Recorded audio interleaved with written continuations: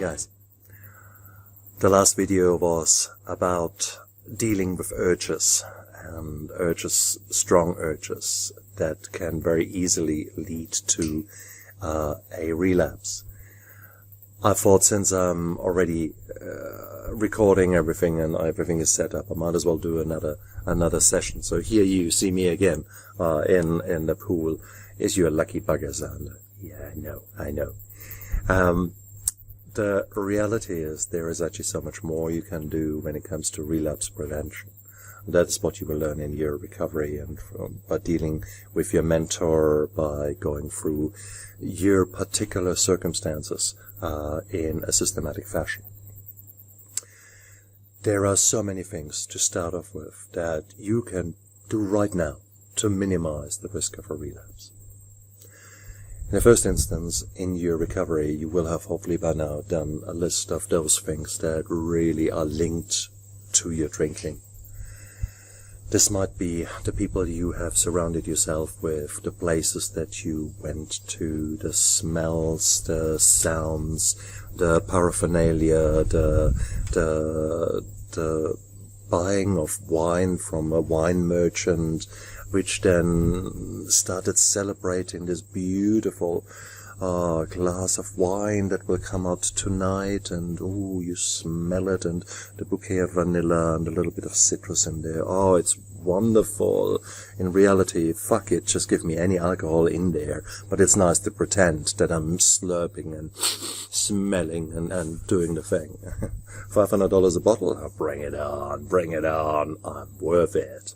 And we're going to talk about that in another section when I talk, this time clothed, I promise, when I talk about the high-functioning alcoholic.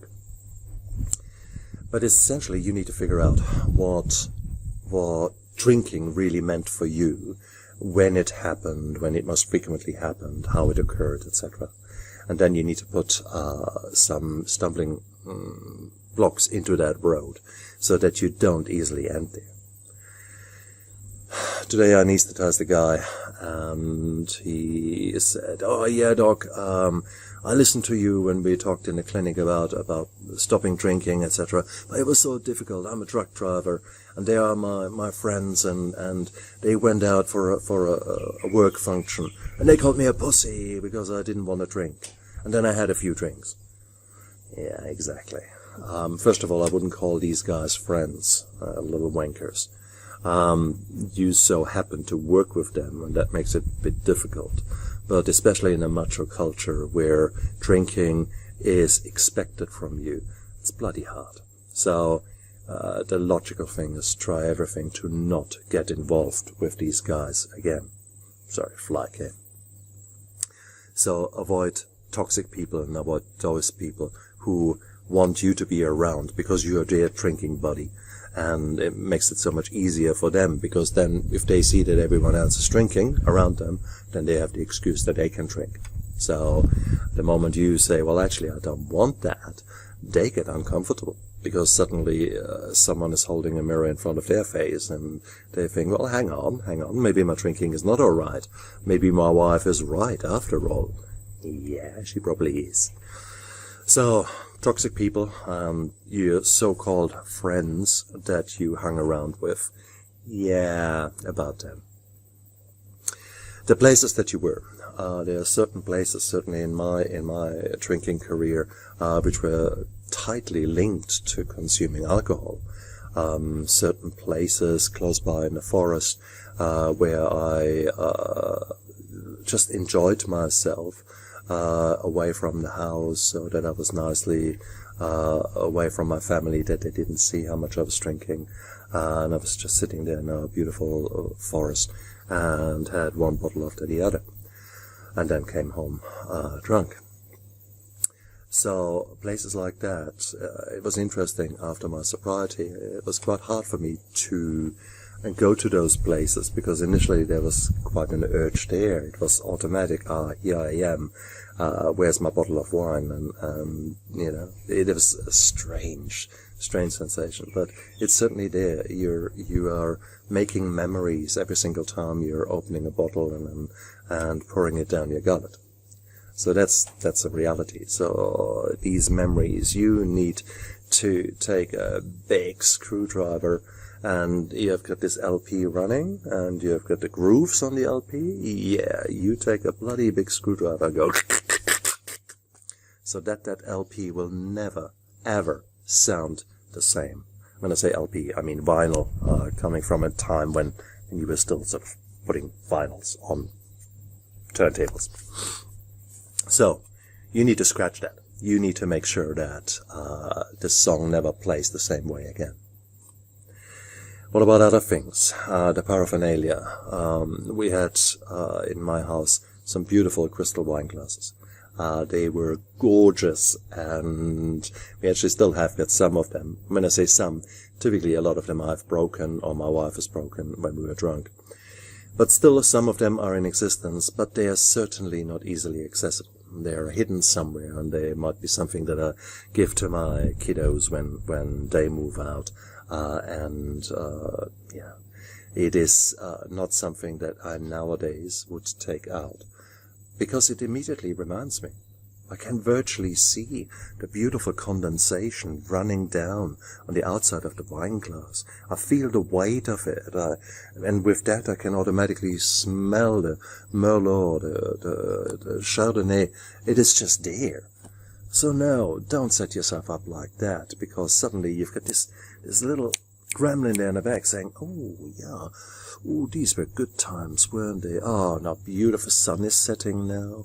What a lovely evening. Wouldn't that be so nice if we were just to sit there and have a nice glass?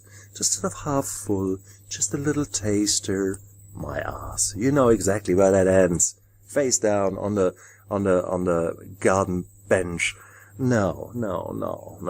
So, but that's how your brain works. That's where you constantly need to work on your recovery. It is what it is. So you might as well talk about it, and might as well acknowledge it and do something about it. So figure out how you were drinking, where you were drinking, with whom you were drinking, and then change these settings dramatically. Try to avoid these people, try to avoid these places, at least initially, and then take it from there. Basically minimize the chances that you are thinking back about your old life, and with that, those things that you still find nice that relate to the old life.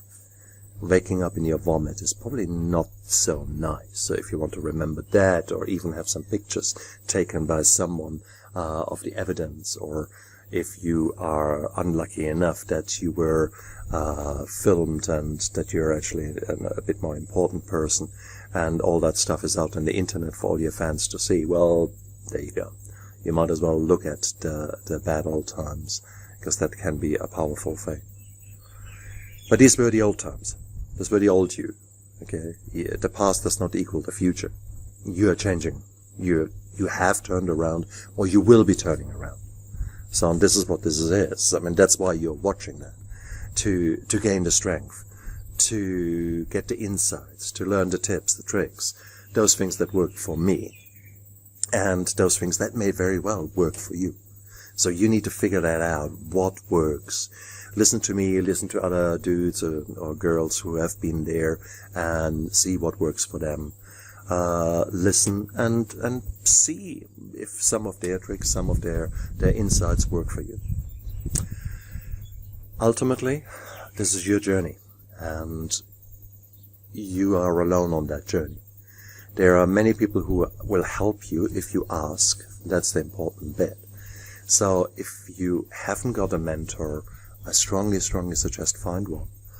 If you haven't got anyone who you can trust and who you can share your insights with, develop a relationship with someone who will help you at times when life is hard, when it would be much easier for you to give in and go back to the good old days. Good old. There's nothing good about the old days, for fuck's sake. No. It was what it was. But now you're here. Now you're living your new life. And you can do it. So, crisis prevention, relapse prevention is the key to succeeding. There's no two ways around it. Once you're further down the line in your recovery, this will be easier, because you have created such a beautiful life, you're living such a beautiful life, that it will be less and less likely that you get urges or that you are tempted.